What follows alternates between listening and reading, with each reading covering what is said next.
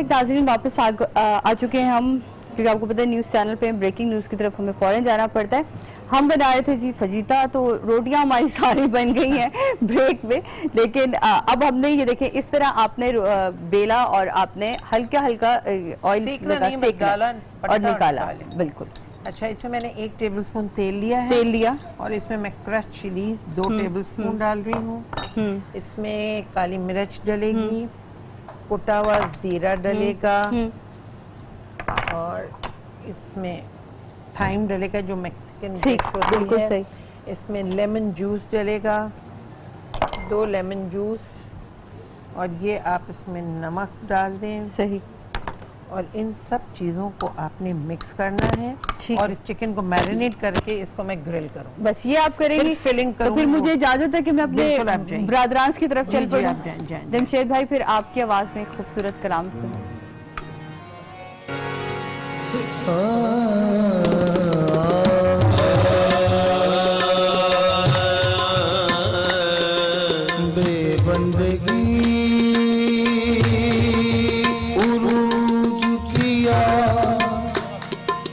बंदा कर दिया मैंने नसीब का ताबे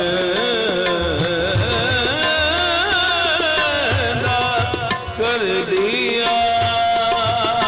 इतनी हुई हुजूर की बंदा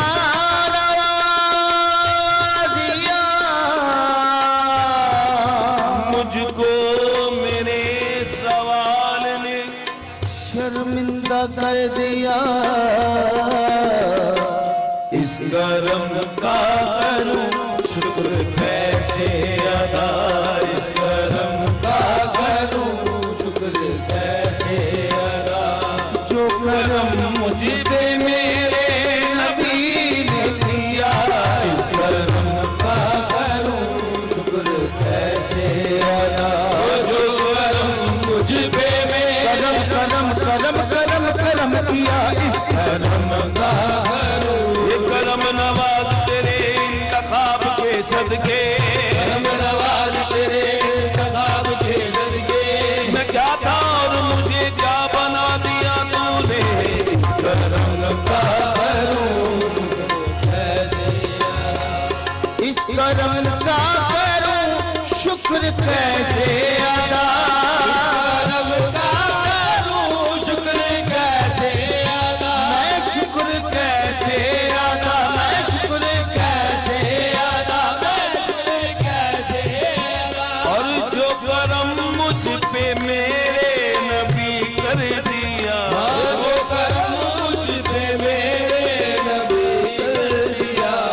सजाता था सरकार की महफिलें, सजाता था सरकार की महफिलें। और मुझको हर गम से रब ने बरी कर दिया। मैं सजाता था सरकार की महफिलें और मुझको हर गम से रब ने बरी कर दिया। मैं सजाता था सरकार की महफिलें। जितना दिया मुझको, जितना दिया सरकार ने मुझको, मेरे सरकार ने मुझको, मेरे सरकार ने।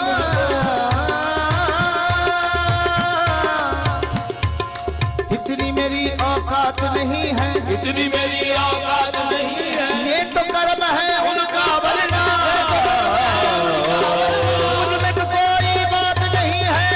ये मैं सजाता था सोने कमली वाले की महफिल में सजाता था, और जो भी आया है महफिल में सरकार की, आया है महफिल में सरकार की। बहुत बड़ा दिन है, तमाम आलम इस्लाम को मुबारक और सरकारों की शान बयान कर रहा हूँ। हजरत अली हमारी सादिया बाजी बैठी हैं, ताकि जितने चाहने वाले हैं हुजूर के, जितने चाहने वाले हैं, तवज्जो चाहूँगा तमाम दुनिया के सामने पेश कर रहा हूँ। जो भी आया है महफिल में सरकार की, महफिल में सरकार की, महफिल में सरकार की, महफिल में सरकार की, महफिल में सरकार। ये सजी की महफिल सजी हुई है, सजी की महफिल सजी हुई है। गरीब खैरात पा रहे हैं, गरीब खैरात पा रहे हैं। गुनाहगारों की बेकसों की, गुनाहगारों की बेकसों की गुलाम सबकी निभा रहे हैं। महफिल में सरकार की,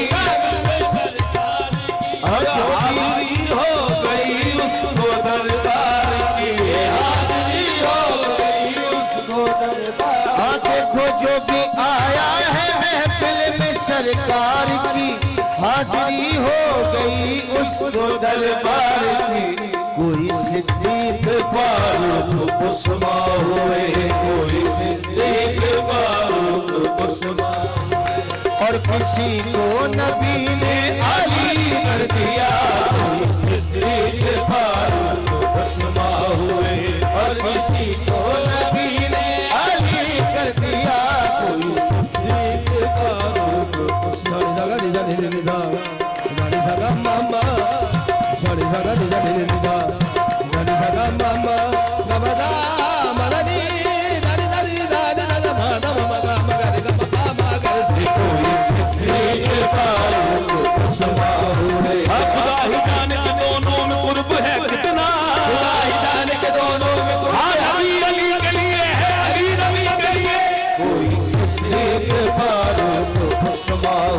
और लम्हा लम्हा है मुझ पर नबी की अता, लम्हा है मुझ पर नबी, या नबी मेरे नबी की अता, मेरे नबी की अता, मेरे नबी की अता,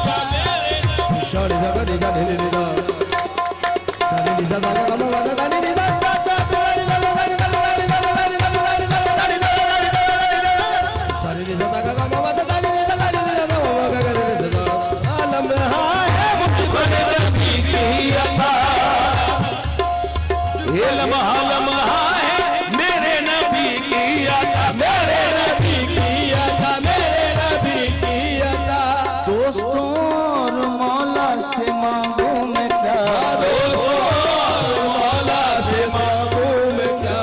क्या ये कम है कि मेरे खुदा ने मुझे, क्या ये कम है कि मेरे खुदा ने मुझे अपने महबूब का उम्मती कर दिया।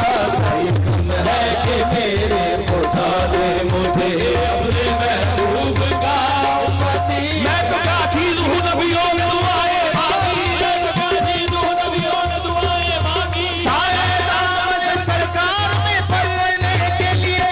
क्या ये कम है कि मेरे खुदा ने मुझे अपने महबूब का उम्मती। ये इस करम का करूँ शुक्र कैसे अदा, इस करम का करूँ शुक्र कैसे अदा, मैं शुक्र कैसे अदा, मैं शुक्र कैसे अदा, शुक्र कैसे। बार बार यही सोचता हूँ मैं बार बार यही सोचता हूँ मैं क्या था और मुझे क्या बना दिया तूने। मैं शुक्र कैसे अदा, मैं शुक्र कैसे अदा, शुक्र कैसे अदा। ये तुम सभी राह तो तस्कीन में ढल जाते हैं, हम सभी राह तो हम सभी राह तो तस्कीन में ढल जाते हैं। जब कर्म होता है हालात बदल जाते हैं। मैं शुक्र कैसे अदा, मैं शुक्र कैसे अदा, मैं शुक्र कैसे। हमें आशिकी से पहले मुझे कौन जानता था, हमें आशिकी से पहले तेरी साथ ने बना दी।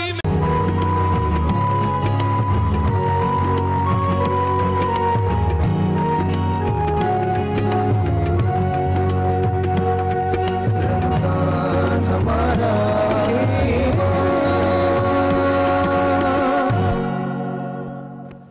बिस्मिल्लाहिर्रहमानिर्रहीम। वेलकम बैक नाजरीन, वापस आ चुके हैं हम। रमज़ान हमारे ईमान इफ्तार के स्पेशल ट्रांसमिशन आप देख रहे थे जनाब, और आपने बहुत ही खूबसूरत इस वक्त कलाम सुना जमशेद भाई की आवाज़ में। बहुत आप सबको मौला सलामत रखे, और इसी तरह आप जो है इस कलाम को और इस नाम को आगे लेके बढ़ते रहें जनाब।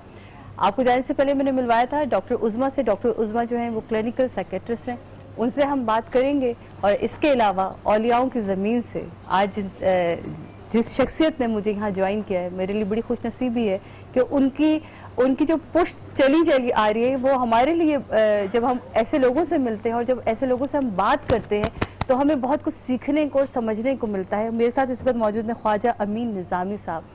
इनका जो शजरा है ये मैं इनके ही मुंह से सुनना चाहूँगी, क्योंकि ये जितनी खूबसूरती और मुस्कुराहट से अपने शजरे के बारे में बताते हैं, और होता भी यही कि जब आपका शजरा मजबूत हो तो आपको बताने में बड़ा मजा आता है। आपको यहाँ अपनी इस ट्रांसमिशन में खुशामदीद कहते हैं। आपके रुतबे बुलंद फरमाए इलाही आमीन। और भाई आपको भी अल्लाह ताला बर वक्त और हर वक्त ताईद गैबी शामिल हाल रहे। आप हज़रत निज़ामुद्दीन औलिया रहमतुल्लाह अलैह की दरगाह से मेरा ताल्लुक़ है।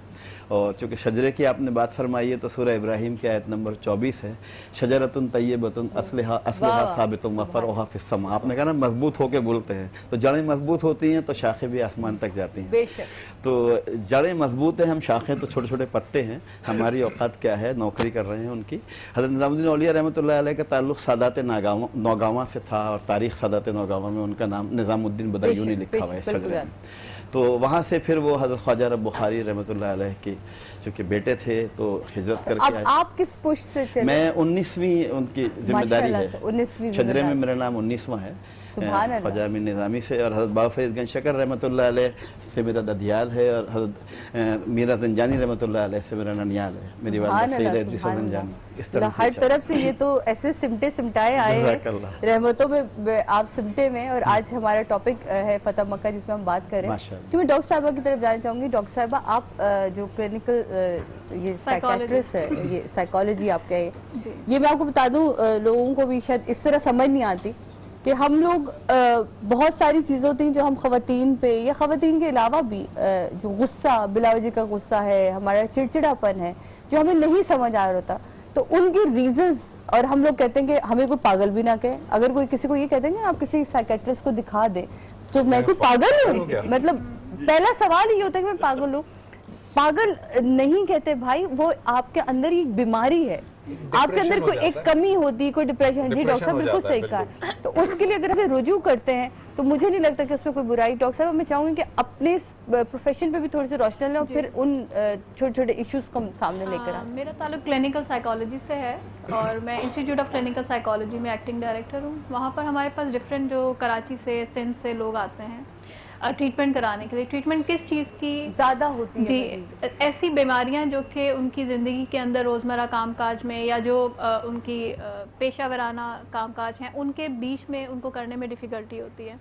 या ऐसे लोग आ रहे होते हैं जो कि इज़वाजी ज़िंदगी के अंदर मुतमईन नहीं होते, या उनकी लड़ाइयाँ हो रही होती हैं, या खुश नहीं होते अपनी ज़िंदगी के अंदर। तो इसमें जो सबसे ज़्यादातर मरीज़ हमारे पास आते हैं वो डिप्रेशन से ताल्लुक़ रखते हैं। डिप्रेशन यानी अब पूरी दुनिया में अगर देखा जाए तो सबसे ज़्यादा पाई जाने वाली बीमारी है। बिल्कुल। और जहाँ तक आपने गुस्से की बात की है, तो गुस्सा जो है ये समझ लें कि एक नॉर्मल इमोशन है जो हर इंसान के अंदर होता है, लेकिन इसका अगर शिद्दत बढ़ जाए तो वो फिर हमारे लिए नुकसानदेह साबित हो जाती है। वरना हल्का फुल्का थोड़ा बहुत गुस्से करने में कोई हर्ज नहीं है, लेकिन उसको प्रॉपर तरीके से एक्सप्रेस कर देना बेहतर होता है। सही, बजाय इसके कि आपको गुस्सा तो किसी और पे आ रहा है और निकाल आप किसी और पे दे, क्योंकि उसके ऊपर आप निकाल नहीं सकते। तो बहुत दफ़ा ऐसा होता है, जैसे आपने घर की औरतों की भी बात की है कि औरतें गुस्सा बहुत ज़्यादा करती हैं या घर के अंदर तशद्दुद पाया जाता है, तो वो मर्द जो कि औरतों पे वायलेंस होता है, गुस्सा कर रहे हो, तो बेसिकली वो गुस्सा किसी और पे होता है। ज़रूरी नहीं कि उस औरत के ऊपर ही गुस्सा हो या बच्चों पे ही गुस्सा हो, लेकिन चूंकि वहाँ पर अथॉरिटी है, उसके सामने आप बोल नहीं सकते, गुस्से को निकाल नहीं सकते, और अंदर ही अंदर आप उसको दबाए जा रहे होते हैं। और जब वो बहुत ज़्यादा आप दबाना शुरू करते हैं तो एक लेवल ऐसा आता है कि आप उसे गुस्से की सूरत में निकाल देते हैं। निज़ामी साहब, यहाँ मैं आपको इनकी बात से ही बात को छेड़ूंगी कि देखिए कितनी खूबसूरत बात की अभी डॉक्टर साहिबा ने, जिसको बड़ी खूबसूरत लोगों को लगी होगी कि अथॉरिटी है आपको उस औरत के ऊपर गुस्सा निकालने की, जबकि दीन बिल्कुल इसके अलग बात करता है हमसे। दीन हमें औरत की इज्जत सिखा रहा है, दीन हमें औरत से मोहब्बत सिखा रहा है, दीन हमें कह रहा है उसके मुंह पे तुम्हारा हाथ नहीं लगना चाहिए, तुम उसे छू नहीं सकते। अगर वो तुम्हारी खिदमत कर रही है तो वो तुम पे एहसान कर रही है, अगर वो तुम्हें खाना बना के दे रही है तो तुम पे एहसान कर रही है, अगर वो तुम्हारे वालिदैन की खिदमत कर रही है तो वो तुम पे एहसान कर रही है। उस पर फर्ज नहीं है जिसको तुम बिहा के लाए। अगर मैं इसमें गलत हूँ तो प्लीज आप मेरी तस्दीक जरूर, 101% दुरुस्त है ना। तो ये सब कुछ वो आप पे एहसान करिए जो आज इस लड़की को आप बिहा के लाए, लेकिन उसको आप अपना गुस्सा, अपना ऑफिस का चाहे गुस्सा हो, अपने घर का डिप्रेशन हो, बहन की आपकी शादी नहीं हो रही लेकिन उतरेगा उस बहू के ऊपर, तो वो जो चीजें दीन कहाँ ऐसे मर्द को देखता है? दीन तो ये सिखाता है कि सूरह आले इमरान की आयत नंबर 134 है, बल काज़िमीन अल गैज़ वल आफ़ीना अनिन नास। ये हज़रत इमाम हुसैन अलैहिस्सलाम की खादमा थी, हज़रत बीबी रोज़ा। ये अक्सर हज़रत इमाम हुसैन अलैहिस्सलाम जब जलाल में होते तो गुस्सा निकालते नहीं थे, गुस्सा भड़काते नहीं थे, बस एक चेहरे मुबारक अनार की तरह सुर्ख हो जाता। तो बस वो चेहरे को सुर्ख देख के वो पढ़ा करती थी। मतलब उन बहुओं के लिए कहूँ, वो बेचारी हैं जिस अताप का शिकार हैं, घरेलू दहशतगर्दी कहा जाएगा इसको, कि खामोखा में एक बेचारी को ब्याह के लाए हैं और अब उसके ऊपर सारे वही मिलिट्री अकेडमी की तरह से वो जूनियर सीनियर वाला रैगिंग शुरू कर दी बाकायदा। तो वो उसमें बस ये है कि वल काज़िमीन अल गैज़ जो आयत है, जो अपने गुस्सों को जाते, तो वो बीबी रोज़ा पढ़ा करती थी दिली दिल में, तो उनका चेहरा मुबारक जो अनार की तरह सुर्ख हो जाया करता था, वापस उसमें खुशगवारी उसमें आ जाता था और उसको फिर वो प्यार से मुखातिब कर लिया करते थे। तो सबसे प्यारा अमल तो यही है कि ये आयत को दिली दिल में पढ़ लिया जाए। बहुओं के लिए ये एडवाइस करूंगा मैं, क्योंकि मेरी जिम्मेदारी निज़ामुद्दीन औलिया वाली है, तो इस तरह के बीच में एडवाइस आती रहेगी। और जहाँ तक ये है कि वो जो बेचारी शिकार हो रही है इन सब के मर्द के दफ्तर गुस्से की, बहनें भी होती हैं। जी हाँ, बहनें भी, जरूरी नहीं है कि आप अपनी बीवी पे उतारते हैं, जिनकी शादी नहीं हुई हुई उन बहनों को बड़ा उन बेचारे तौर पे टॉर्चर किया जाता है। जाहिर है कि मर्द को किसी तरह भी इजाजत नहीं देगी। ये इसकी मर्दानगी नहीं है कि वो कमजोर पे गुस्सा उतार रहा है, मर्दानगी तो ये है कि अपने से ज्यादा को उतार। जाते वक्त जब इस दुनिया से रुखसत हो रहे थे तो आपने लोगों से खिताब करके कहा था कि मैं औरतों के मामले में तुम्हें अल्लाह से खबरदार कर, बेशक औरतों के मामले में कोई बदएहतियाती बेएहतियाती मत करना। बार बार कहा था कि औरतों के मामले में, गुलामों के मामले में और नमाज के बारे में ये खास करके हिदायत दी। बल्कि उल्टा उक़बा बिन आमिर रज़ियल्लाहु अन्हु का एक वाक़या है कि उन्होंने पूछा, रसूलुल्लाह सल्लल्लाहु अलैहि वसल्लम मैं तो गुस्सा नहीं करता अपनी बीवी पे, लेकिन मेरी बीवी बहुत किलकिल करती है, इसका क्या इलाज है? तो हुज़ूर सल्लल्लाहु अलैहि वसल्लम ने 4 नसीहतें फरमाई कि उक़बा तुम ये किया करो कि बाहर खुली हवा में निकल जाया करो, वापसी में कुछ खाने पीने की चीज लाया करो, दस्तरखान बिछा के खुद खाना शुरू कर दो और उससे कहो कि आना है तो बड़ी अच्छी बात है। ये तीसरी नसीहत की। चौथी नसीहत की, जब अच्छी तरह खा ले और तुम सिर्फ मुंह चलाते रहो कि तुम उसी को खिलाने के लिए लाए थे, फिर उससे ये कहो कि नेकबख्त तूने जो कुछ गुस्सा किया था इसमें असल बात ये थी। तो बाद दफा बीवी भी गुस्सा करती है, तो उक़बा बिन आमिर रज़ियल्लाहु अन्हु वाले 4 एडवाइस पे अमल करना चाहिए। मुझे और ज़ुबैर भाई को बाहर निकल जाए। एक निज़ाम कॉलर है, उनसे बात करते हैं। तलहा जी, अस्सलाम वालेकुम। जी याहिया, कैसी? याहिया बात कर रहा हूँ। जी याहिया साहब, बिल्कुल खैरियत से, आप बताएं आप कैसे? सबसे पहले तो मैं ये कहना चाहूंगा कि आप लोग जो प्रोग्राम पेश कर रहे हैं बड़ा अच्छा, डिसेंटली कैरी करते हैं। जुबैर भाई भी बहुत अच्छी बातें बताते हैं, यकीनन हमें इससे सीखने को मिल रहा है। बहुत शुक्रिया। तो और मेरा जो क्वेश्चन है ना वो ये है कि सादिया के फतेह मक्का के हिसाब से कि हमारे नबी ने इतनी बड़ी फतह हासिल की और वो उन्होंने कभी भी अपने आप को ऐसा पेश नहीं किया कि जैसे हमारे यहाँ बादशाह उमरा बन जाते हैं और अपनी आफियत जताने के लिए जो लोगों को अपना गुलाम समझते हैं। उन्होंने तो गुलामों को भी आजाद किया, उन्होंने उन लोगों को भी आजाद किया, उन लोगों को जो उन्होंने उनके महकूम बन चुके थे उनको भी आजाद कर दिया। लेकिन आजकल के दौर के अंदर जो हमारे हुक्मरान हैं वो हमें अपना हाकिम बन के हमें अपना गुलाम समझ रहे हैं।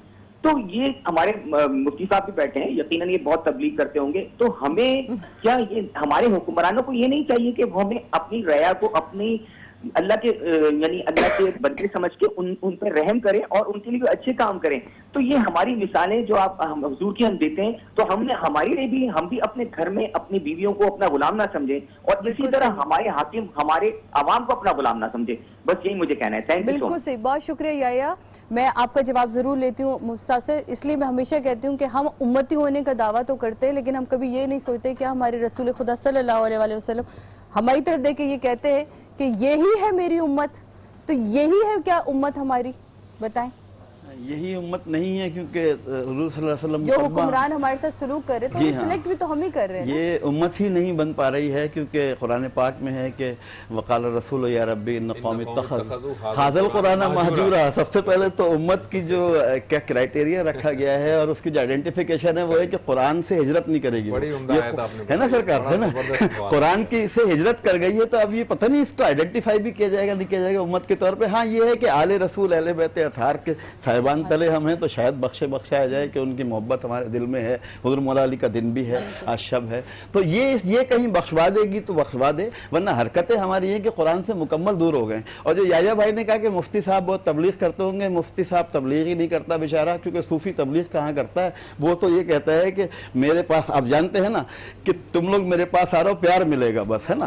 आंगन में निजामुद्दीन औलिया के है क्या कि वहाँ हिंदू मुस्लिम सिख ईसाई सब जा रहे हैं, इंसान हो और परेशान हो, मेरिट बस ये है उसकी।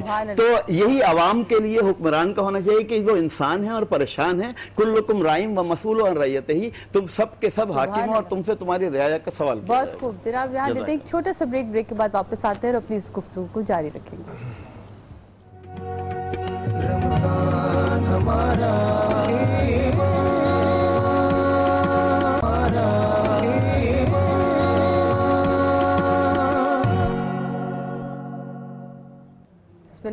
वेलकम बैक नाजरीन, वापस आ चुके हैं। हम अपनी गुफ्तगू हमारी चल रही थी, आप बड़े खूबसूरत आपने जवाब याहिया साहब को दिया कि अब क्या कह सकते हैं, जो हुक्मरान हम पर हैं वो ये हुक्मरानों को भी सोचना है कुछ चीज़ें कि मुझे तो लगता है कि अब हुक्मरान ये भूल ही गए हैं, बल्कि हुक्मरान ही क्या हम लोग ये भूल गए कि हमें मर के ऊपर जाके जवाब भी देना है। जबकि इनकी गिरफ्त है, हुज़ूर सल्लल्लाहु अलैहि वसल्लम ने फरमाया तुम्हारी गिरफ्त की जाएगी रियाया के बाद। सबकी गिरफ्त है जी, सबकी गिरफ्त, एक शख्स की गिरफ्त के अंदर हर सब हुक्मरान है, सब हुक्मरान है। कुल्लुकुम राई, आपने कुल्लुकुम राई जो कहा ना, तो जाहिर है सब हुक्मरान है। मेरे घर में मैं हुक्मरान हूँ, मैं अपने दफ्तर का हुक्मरान हूँ, तो इसी तरह रियासत का एक हुक्मरान है, और हर शख्स जो दायरे में जो है वो जवाब दे। बिल्कुल। मैं डॉक्टर साहब आपसे पूछना चाहूँगी, किस किस्म का गुस्सा खवातीन के अंदर जो डेवलप हो रहा है अब इस माशरे को देख के, या मर्दों में भी इवन, आप क्या देखती हैं कि फ्रस्ट्रेशन है, जॉब्स के ना होने की, बर्दाश्त की कमी है, क्या है, वजह क्या है? देखिए, गुस्सा एक तो आपको कोई चीज़ किसी दूसरे की बुरी लग जाती है, तो बहुत दफ़ा ऐसा होता है। अभी हम